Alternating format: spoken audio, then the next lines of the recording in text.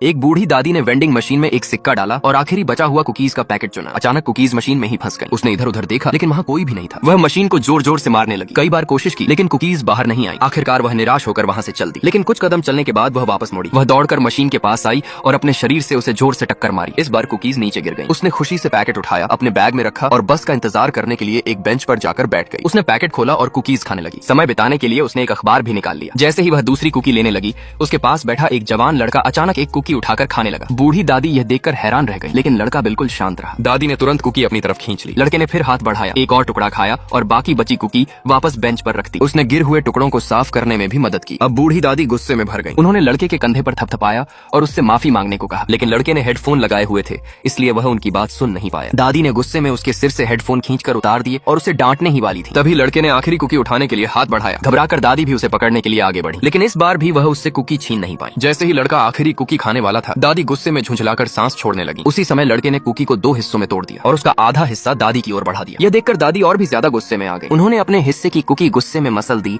और वहाँ से उठकर जाने लगी। लड़का मुस्कुराया और उन्हें हाथ हिलाकर अलविदा कहा। गुस्से से भरी दादी बस में जाकर बैठ गई और खिड़की का पर्दा नीचे खींच दिया। जब कंडक्टर टिकट देखने लगा तो दादी ने अपना हैंडबैग खोला, लेकिन जैसे ही उन्होंने बैग के अंदर देखा, वह हैरान रह गई। उनके बैग में कुकीज का एक बिल्कुल नया बंद पैकेट पड़ा था। तभी उन्हें समझ आया कि जब वह बेंच पर बैठी थी, तब उन्होंने गलती से लड़के की कुकीज उठा ली थी और वह भला लड़का इस छोटी सी गलती पर कभी नाराज ही नहीं हुआ।